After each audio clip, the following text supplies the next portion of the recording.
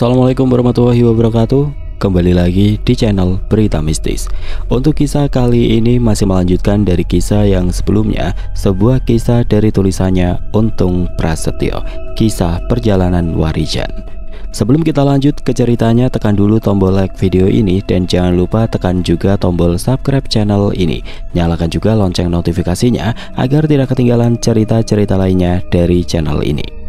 Dan buat teman-teman yang pengen belanja-belanja, nanti silahkan saja klik etalase yang ada di pojok kiri bawah. Atau teman-teman bisa kunjungi link pembelian yang ada di kolom deskripsi. Dan seperti apa untuk kisah kali ini, langsung saja kita masuk ke ceritanya.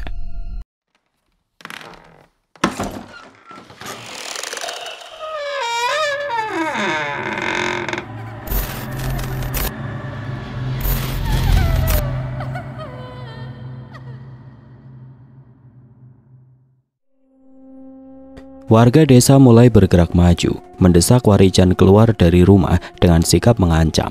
Salah satu dari mereka bahkan mengayunkan bambu ke arahnya. Namun sebelum bambu itu sempat mengenai tubuhnya, angin kuat tiba-tiba berhembus dari arah Warijan. Bambu itu terlempar jauh dan pria yang memegangnya terhuyung mundur. Tidak hanya sampai di situ, beberapa warga lainnya mulai melempari Warijan dengan batu dan senjata yang mereka pegang sedari tadi. Namun tetap saja tubuh Warijan tidak dapat tersentuh oleh serangan dari warga yang merasa kesal itu. Kejadian aneh itu pun membuat semua warga terpaku. Mereka saling memandang dengan wajah penuh kebingungan dan ketakutan. Apa yang terjadi itu merupakan energi pelindung yang berhasil dikeluarkan oleh Warijan dari serangan fisik. Walaupun energi pelindung itu terlihat lemah, namun sangat membantu di saat-saat genting seperti itu.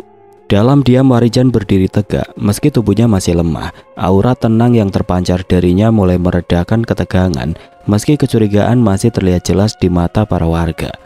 Ia mengangkat suaranya yang serak namun tegas, mencoba menjelaskan. Aku bukan musuh kalian, aku hanya berusaha membantu perempuan yang ada di rumah ini. Ada kekuatan gelap di tempat ini yang lebih besar daripada apa yang kalian bayangkan. Dan itu adalah ancaman bagi kita semua, ujar Warijan dengan suara terbata-bata, menahan sakit di bagian dadanya. Namun warga yang mendengarkan penjelasannya merasa tidak percaya dengan apa yang dikatakan oleh Warijan. Namun di tengah kepungan warga desa, Warijan terus berusaha untuk tetap tenang. Apalagi kini dirinya sudah terlindungi dari ajian Pamongrogo yang membuat tubuhnya kebal akan serangan fisik. Tadi saya mendengar suara seorang perempuan berteriak, dan setelah saya masuk ke dalam rumah ini, ada seorang pria bertubuh tegap langsung menyerang saya, dan setelah dia pergi, baru saya sadari jika yang menendang saya di bagian dada dan juga dagu saya adalah sosok gaib yang menjelma menjadi seseorang, ujar Warijan menjelaskan dengan sangat tenang. Namun penjelasan Warijan tidak serta-merta meredakan kecurigaan warga. Mereka memandangnya dengan tatapan penuh keraguan. Beberapa dari mereka yang membawa bambu dan senjata seadanya bahkan tampak semakin waspada, siap menyerang jika merasa terancam. Suasana menjadi semakin tegang sementara Warijan tetap berdiri tegak dengan keyakinan dan ketenangan yang terpancar dari wajahnya.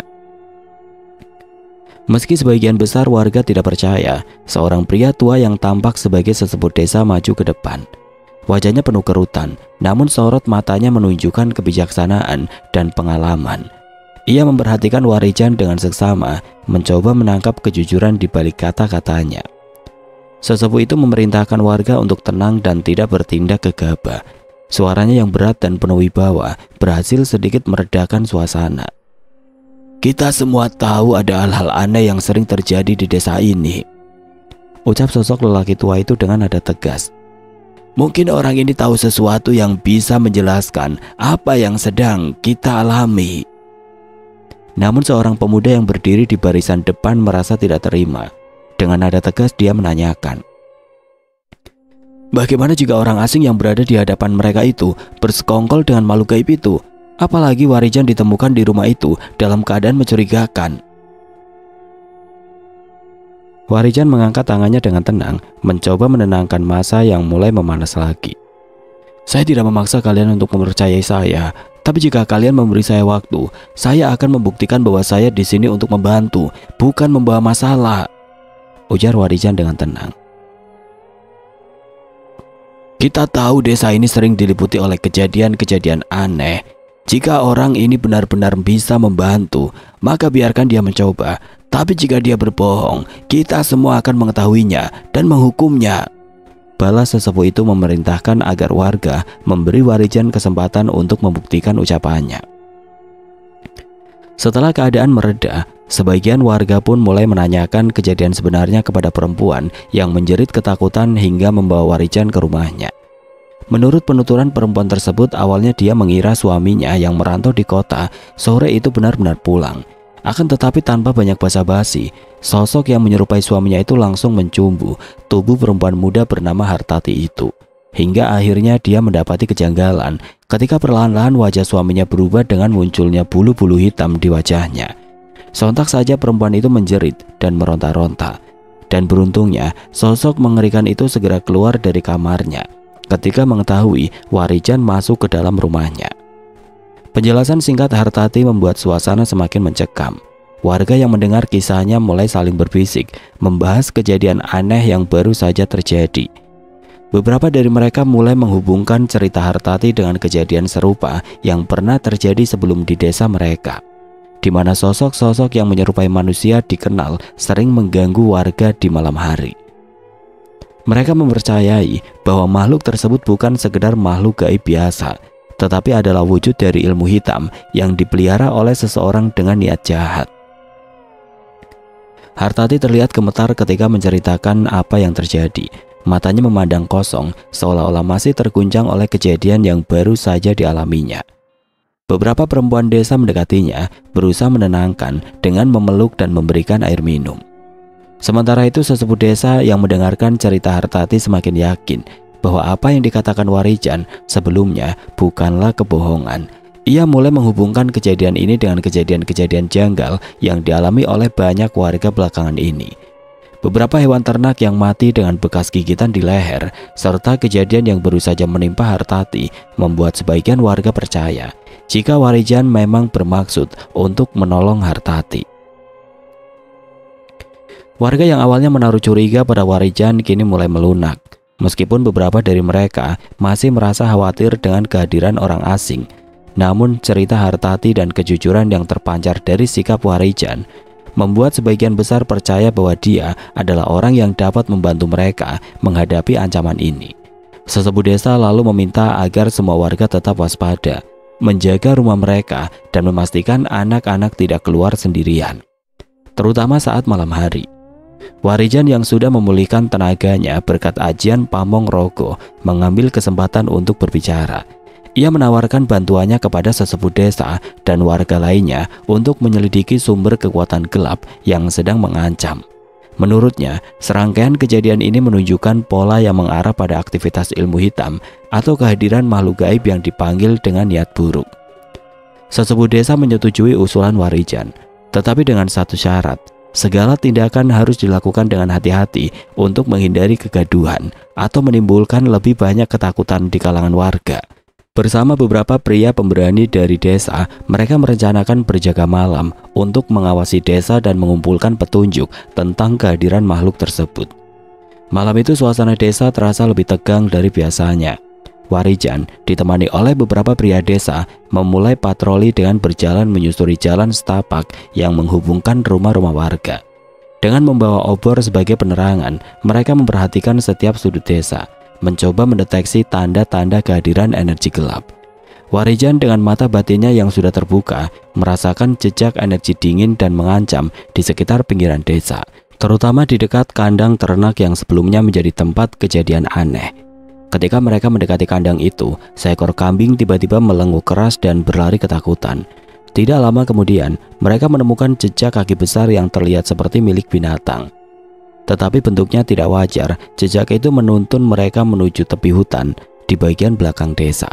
Di tempat itu udara terasa semakin berat, dan hawa dingin menjalar hingga membuat bulu kuduk berdiri. Warijan yang berjalan di depan rombongan menghentikan langkahnya ketika hawa dingin semakin menusuk kulit.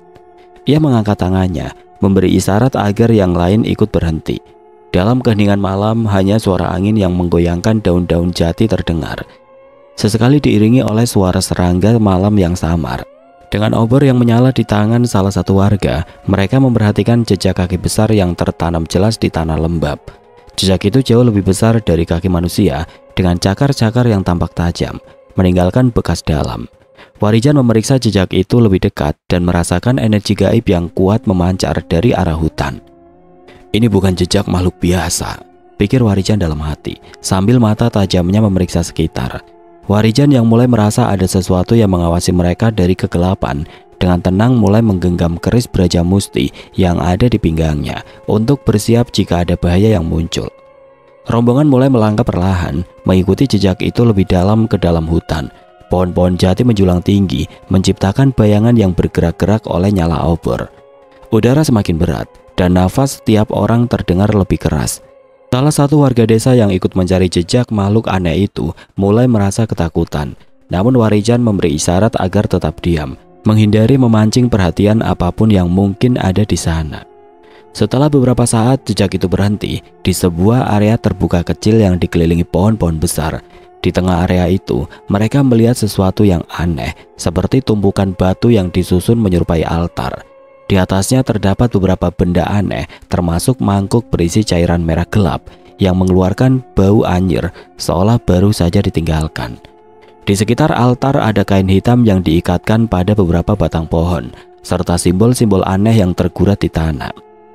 Warga yang melihat itu mulai berbisik-bisik, sebagian merasa takut, sementara yang lain mulai membaca doa-doa dengan perlahan. Akan tetapi di luar dugaan semua orang dan juga Warijan tentunya, tiba-tiba saja sosok hitam bertubuh tinggi besar dengan kuku-kuku tajam dan juga taring yang sangat mengerikan menyerang Warijan dan dua orang yang ada di belakangnya. Tubuh Warijan yang telah dilindungi ajian Pamongrogo dan ajian pelindung lainnya pun terpental beberapa langkah ke belakang setelah tangan berbulu hitam dari makhluk tersebut tepat menghantam dada Warijan. Sementara itu kedua warga yang juga mengalami hal yang sama ikut terpental. Dan seketika itu juga, keduanya mulai kehilangan kesadaran. Serangan mendadak itu membuat suasana menjadi kacau. Warga yang semula berdiri di belakang Warijan berteriak panik, dan beberapa di antara mereka mencoba melarikan diri. Sementara yang lain terpaku di tempat, tidak percaya dengan apa yang baru saja mereka saksikan. Sosok hitam berbulu besar itu mengeluarkan raungan yang mengguncang malam. Matanya yang merah menyala memancarkan kebencian mendalam. Ia tampak siap menyerang lagi, tidak peduli dengan apapun yang ada di hadapannya. Warijan berusaha bangkit, meskipun dadanya masih terasa nyeri akibat hantaman kuat tadi. Ia mengatur napasnya, merasakan ajian pelindungnya masih aktif. Meskipun serangan itu cukup kuat untuk membuatnya terpental. Makhluk ini tidak seperti yang lainnya, pikir Warijan menyadari bahwa kekuatan makhluk itu jauh melampaui makhluk gaib yang pernah ia hadapi sebelumnya. Makhluk hitam itu melangkah maju dengan gerakan lambat namun mengancam. Setiap langkahnya menciptakan getaran kecil di tanah, seolah memperingatkan siapapun untuk tidak mendekat. Warijan dengan penuh kesadaran akan bahaya yang dihadapinya, segera memanggil Brajamusti untuk membantunya menghadapi makhluk tersebut. Dengan cepat dia menghunus kerisnya dan mengucapkan mantra singkat hingga akhirnya sosok Brajamusti pun muncul dan berdiri tepat di sampingnya. Namun sebelum mereka bisa bertindak lebih jauh, makhluk itu melompat dengan kecepatan luar biasa, menyerang Brajamusti. Tubuh besar Brajamusti terhantam keras, tetapi ia berhasil menahan serangan itu dan membalas serangan pukulan yang menghantam dada makhluk tersebut, membuatnya mundur beberapa langkah. Pertarungan antara dua sosok ini berlangsung sengit, dengan kekuatan mereka saling berbenturan seperti badai di tengah malam. Di sisi lain, Warijan memeriksa kondisi dua warga yang tidak sadarkan diri. Keduanya masih bernapas, tetapi tubuh mereka menunjukkan tanda-tanda kelelahan yang luar biasa, seolah energi hidup mereka telah diserap oleh sesuatu. Warijan menyadari bahwa makhluk itu mungkin memiliki kemampuan untuk menyedot energi dari korbannya, membuatnya semakin kuat. Sementara itu pertarungan antara Brajamusti dan makhluk hitam terus berlangsung. Setiap serangan yang dilepaskan oleh makhluk itu membawa kekuatan destruksi, menghancurkan pohon-pohon di sekitarnya dan mengguncang tanah di bawah mereka. Namun Brajamusti tidak kalah tangguh. Dengan strategi dan ketangkasannya, ia berhasil mengimbangi kekuatan mental makhluk itu dan mencari celah untuk melemahkannya. Warijan tahu bahwa hanya mengandalkan Brajamusti tidak cukup. Ia harus menemukan cara untuk menghentikan makhluk tersebut. Namun ketika Warijan hendak menyerangnya, Brajamusti mengirimkan pesan kepadanya untuk secepat mungkin membawa warga yang ada di sekitar pertarungan untuk pergi menjauh. Tidak ingin ada lagi warga yang terluka, Warijan pun dengan sigap meminta beberapa orang yang bersamanya untuk mundur. Tidak lupa dia juga membantu 2 orang warga yang belum sadarkan diri untuk pergi menjauh dari medan pertempuran. Walau bertarung di dunia nyata melawan sosok makhluk yang dapat merubah wujudnya dengan sempurna, tapi Brajamusti masih dapat mengimbangi kekuatan dari makhluk yang sosoknya terlihat seperti genderuwo yang bertubuh sangat besar. Akan tetapi perlahan-lahan Brajamusti pun mulai kehilangan energi murninya, karena bagi makhluk gaib sepertinya akan membutuhkan energi besar untuk berada di dunia nyata dengan wujud yang sempurna. Seiring dengan sengitnya pertarungan itu, Brajamusti pun mulai menunjukkan tanda-tanda kelelahan. Tubuh tegapnya yang semula kokoh dan penuh kewibawaan mulai sedikit memudar, seperti bayangan yang perlahan memudar di bawah cahaya. Energi murni yang digunakannya untuk bertahan di dunia nyata semakin terkuras, terutama karena ia harus terus-menerus melawan sosok menyerupai genderuwo yang memiliki kekuatan luar biasa.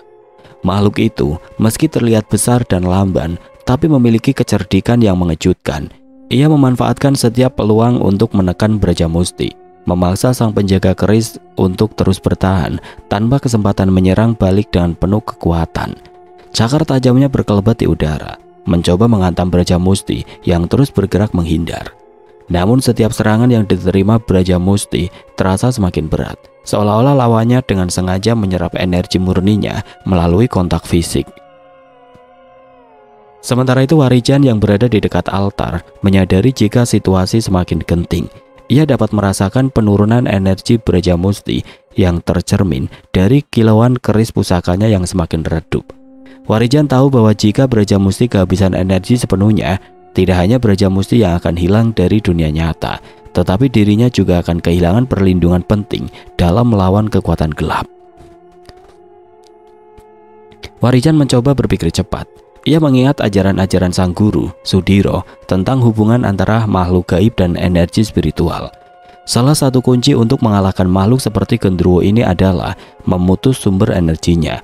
Ia menatap altar yang kini retak setelah upayanya sebelumnya. Namun, ada sesuatu yang mengganjal. Ia merasa sumber kekuatan makhluk itu tidak hanya berasal dari altar, tetapi juga dari sesuatu yang lebih dalam di sekitar hutan jati. Sebelum Warijan dapat membantunya, Brajamusti yang terlihat semakin melemah pun mulai berpikir untuk menggunakan serangan pamungkasnya, walaupun akibatnya akan sangat fatal bagi dirinya sendiri. Namun Brajamusti berharap makhluk dengan kekuatan besar itu juga akan terluka dan pergi menjauh dari Warijan serta warga desa lainnya. Karena tidak memiliki pilihan yang lebih baik lagi, akhirnya Brajamusti pun mengeluarkan energi terakhirnya untuk sebuah serangan pamungkas. Tubuh besar dari sosok Brajamusti mulai diselimuti api merah yang seolah membakar tubuh. Dan ketika dia bersiap, Brajamusti pun langsung melesat ke arah makhluk hitam tersebut untuk menyerangnya. Mengetahui jika itu adalah serangan terakhir dari Brajamusti, Warijan pun terpaksa mengeluarkan ajian Sindung Geni di depan orang-orang yang bersamanya. Dengan cepat ajian Sindung Geni pun merubah butiran tanah menjadi bara api yang merah menyala dan meluncur deras ke arah sosok makhluk gaib tersebut dengan sangat cepat. Akan tetapi alih-alih menghindari serangan dari Warijan, sosok makhluk tersebut membiarkan saja ajian Sindung Geni melesat ke arahnya. Namun di balik itu dia berusaha mengeluarkan kekuatannya untuk menyerang balik Brajamusti. Benturan hebat pun terjadi dan suara dentuman besar pun terdengar menggelegar disertai kilatan-kilatan cahaya yang menerangi tempat pertempuran itu. Warijan yang sangat terkejut karena ajian Sindung Geni miliknya tidak dapat melukai sosok makhluk hitam tersebut, mulai merasa khawatir ketika sosok Brajamusti menghilang dari pandangan matanya. Ia tahu jika Brajamusti telah kehabisan energi atau mungkin sedang mengalami luka dalam kala itu. Pertempuran malam itu mencapai puncaknya. Benturan dahsyat serta energi pamungkas Brajamusti dan kekuatan gelap dari makhluk hitam tersebut mengguncang tanah, menciptakan dentuman yang bergema hingga pelosok desa. Warijan yang menyaksikan semua itu dari jarak dekat merasakan hawa panas yang memancar akibat ledakan energi tersebut. Namun yang paling mengejutkan adalah kenyataan bahwa ajian Sindung Geni yang merupakan ajian andalannya yang sangat kuat itu tidak mampu memberikan dampak berarti pada makhluk itu.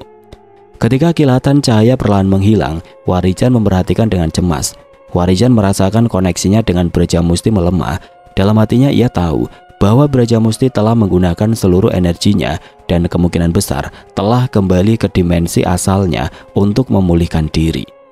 Namun yang paling membuatnya khawatir adalah makhluk hitam tersebut. Ketika asap mulai menipis, ia menyaksikan sosok besar itu masih berdiri tegak. Meskipun tubuhnya kini tampak lebih lemah dan beberapa bagian kulit hitam berbulu itu terlihat hangus akibat energi Brajamusti, namun makhluk itu masih memiliki kekuatan cukup besar untuk menjadi ancaman. Matanya yang berkilauan seperti bara api menatap langsung ke arah Warijan, seolah-olah menyampaikan bahwa ia belum selesai dengan pertempuran ini. Warijan mencoba untuk tetap tenang. Ia menyadari bahwa meskipun ajian Sindung Geni tidak sepenuhnya efektif, ia masih memiliki beberapa ajian lain yang mungkin bisa digunakan. Namun dalam kondisi tubuh yang sudah terkuras, ia harus sangat bijak dalam mengatur strategi. Sementara itu, para warga desa yang menyaksikan dari kejauhan mulai merasakan ketakutan yang luar biasa. Dentuman tadi telah mengguncang keyakinan mereka, dan kehadiran makhluk hitam itu semakin mempertegas bahwa kekuatan jahat sedang mengancam desa mereka. Beberapa dari mereka mulai melantunkan doa-doa, memohon perlindungan dari kekuatan yang lebih besar. Warijan melangkah maju dengan mantap, menggenggam kerisnya yang kini terasa jauh lebih berat karena kehilangan energi dari Brajamusti. Ia mengucapkan mantra pelindung secara perlahan, menciptakan perisai energi tipis yang mengelilingi tubuhnya. Namun ia tahu, itu tidak akan cukup untuk menghadapi makhluk sebesar ini. Warijan harus menemukan cara untuk mengalahkan makhluk itu dengan sisa tenaga yang ia miliki. Pikiran Warijan berputar cepat ketika ia mengingat kata-kata gurunya, Sudiro, tentang Triwikrama, sebuah ritual mistis yang dapat menyatukan kekuatan manusia dengan makhluk gaib. Ritual ini bukanlah hal yang sering dilakukan karena memerlukan pengorbanan besar dari kedua belah pihak.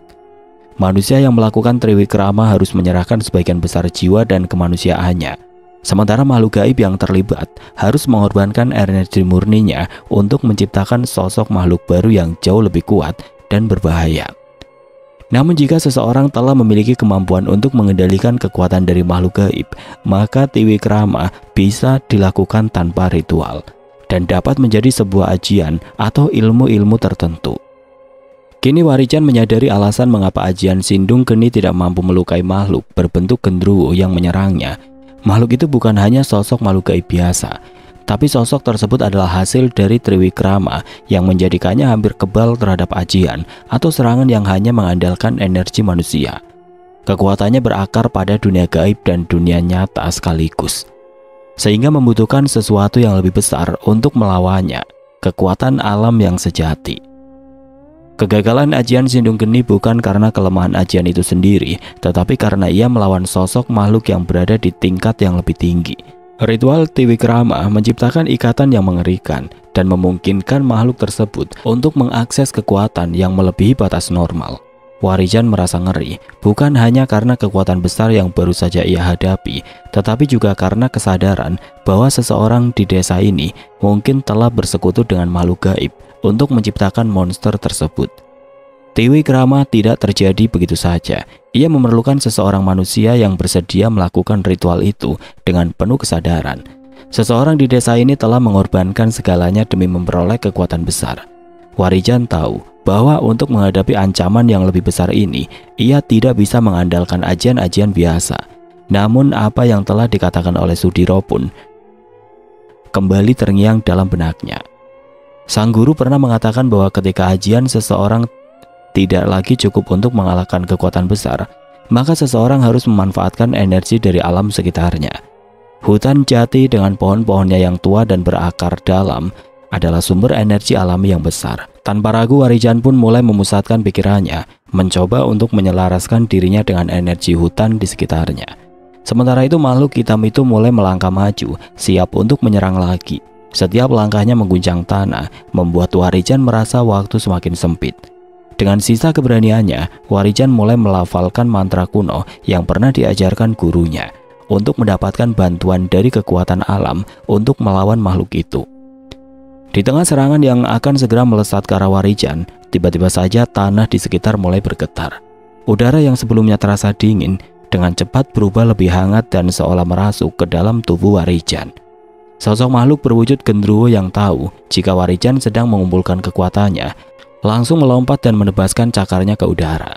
Namun sesaat sebelum tangan besar berbulu hitam dan berkuku tajam itu kembali menghantam Warijan, muncul sosok makhluk gaib lainnya yang bertubuh seperti manusia, tapi memiliki kulit merah kehitaman dengan sisik yang membenarkan cahaya. Warijan yang hampir saja terkena hantaman kuat dari sosok genderuwo itu merasa sangat beruntung sekali ketika dia tahu bahwa sang guru telah datang untuk membantu.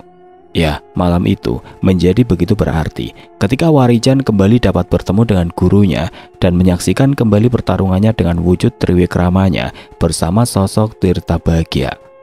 Tanpa berkata sepatah kata pun, Sudiro mengangkat tangannya dan dari tubuhnya muncul aliran energi yang bercahaya yang melingkari tubuhnya dan membentuk perisai yang tampak kokoh.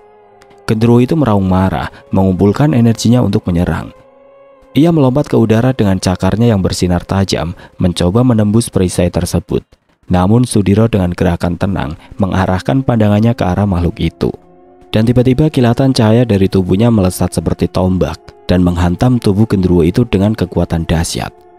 Benturan besar terjadi, membuat tanah di sekitar mereka bergetar hebat. Genderuwo itu terhempas ke belakang, tetapi tidak menyerah. Dengan cepat ia bangkit mengeluarkan raungan panjang yang menggema hingga ke sudut-sudut desa.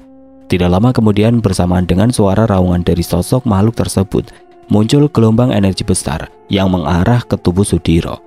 Namun bagi Sudiro yang sudah malang melintang baik di dunia gaib maupun di dunia nyata, serangan dari lawannya bukanlah sesuatu yang membahayakan. Tidak ingin pertarungannya diketahui banyak orang, Sudiro pun segera melepaskan ajian Sindung Geni yang kekuatannya berkali lipat dari ajian yang tadi digunakan oleh Warijan. Tidak lama setelah itu, butiran energi panas yang sangat banyak pun mulai menghujani sosok genderuwo tersebut. Walau memiliki kekuatan yang besar, namun sosok makhluk jadi-jadian itu tidak mampu membendung butiran api dari ajian Sindung Geni yang mulai masuk ke dalam tubuhnya. Ketika pertahanan makhluk itu melemah, tubuhnya pun mulai berubah. Wujudnya yang semula kokoh perlahan meluruh, asap hitam pekat mengepul dari setiap luka yang ditimbulkan oleh butiran api, menandakan energi kegelapan di dalamnya sedang terurai. Genderuwo itu berusaha keras melompat untuk menghindari serangan, namun Sudiro dengan tenangnya mengendalikan setiap arah lintasan ajian tersebut, memastikan bahwa makhluk itu tidak memiliki celah untuk melarikan diri. Dalam keputusasaan, genderuwo itu mengumpulkan sisa kekuatannya untuk meluncurkan serangan balik. Ia mengayunkan cakarnya dengan kekuatan terakhir, menciptakan gelombang energi gelap yang mengarah langsung ke Sudiro. Namun Sudiro tidak bergeming. Dengan gerakan yang sangat cepat, ia memperkuat perisai energinya, membiarkan gelombang itu membentur tameng gaibnya tanpa menimbulkan dampak berarti. Saat itu genderuwo mulai menunjukkan tanda-tanda kehancuran total. Tubuhnya mengecil, taringnya perlahan menghilang, dan bulu-bulu hitam yang menutupi tubuhnya berubah menjadi abu yang berterbangan. Namun sebelum makhluk itu sepenuhnya lenyap, Sudiro mendeteksi sesuatu yang aneh. Jejak energi manusia yang sangat kuat muncul di sekitar genderuwo tersebut. Dan tepat seperti dugaannya, setelah sosok genderuwo itu menghilang, dari balik kepulan asap hitam muncul seseorang yang terbaring lemah. Semua sudah berakhir.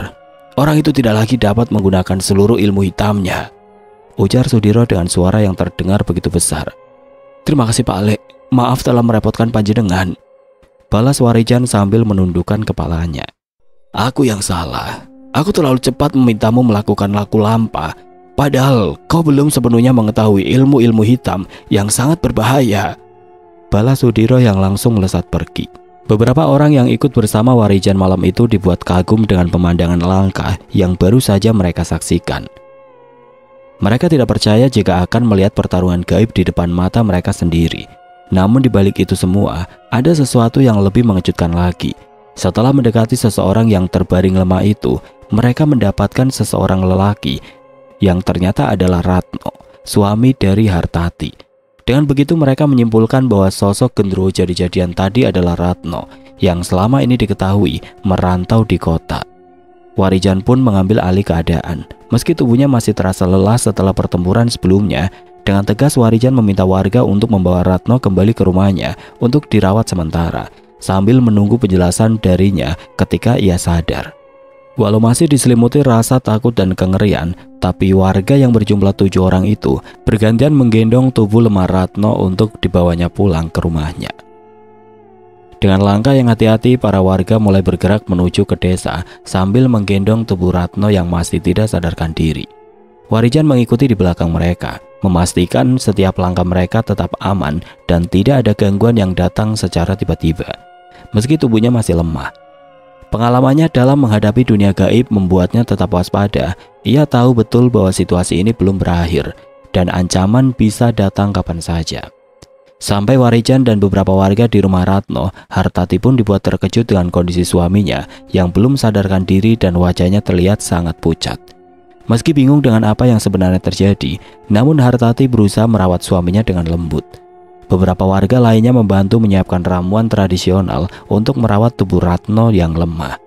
Mereka masih bingung, mencoba mencari penjelasan tentang apa yang sebenarnya terjadi pada Ratno dan bagaimana ia bisa terlibat dalam ritual gelap yang mengerikan ini. Warijan yang saat itu berada di luar rumah mulai didatangi beberapa sesepuh desa. Mereka terlihat sangat penasaran dengan apa yang sebenarnya terjadi. Namun belum sempat Warijan menjelaskan, seorang lelaki yang tadi ikut menyaksikan pertarungan 2 makhluk gaib itu pun mulai angkat bicara. Ternyata yang membunuh hewan ternak warga adalah Ratno, Pak De. Dia sedang menjalani ritual ilmu hitam, entah untuk kesaktian atau untuk pesugihan, ujar lelaki itu dengan lantang.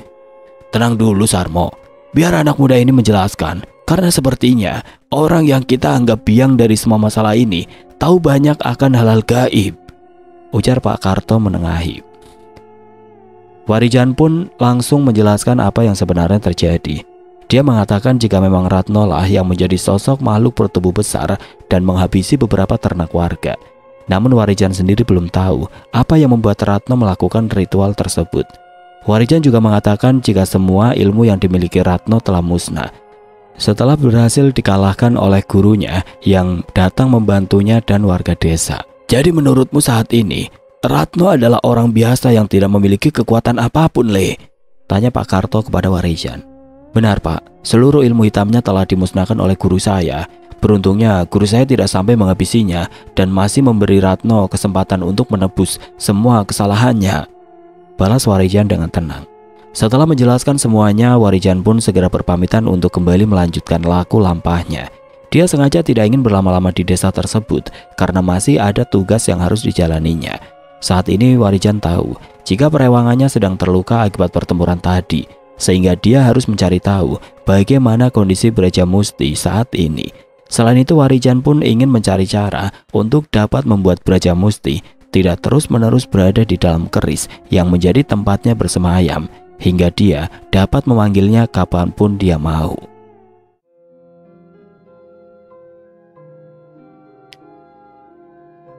Oke teman-teman, sekian untuk kisah kali ini. Bagaimana menurut kalian tentang kisah ini? Tulis komentar kalian di kolom komentar. Dan buat teman-teman yang baru bergabung, jangan lupa untuk like, komen, share, serta subscribe channel ini. Dan nantikan kisah-kisah horor berikutnya tetap di channel Berita Mistis. Wassalamualaikum warahmatullahi wabarakatuh.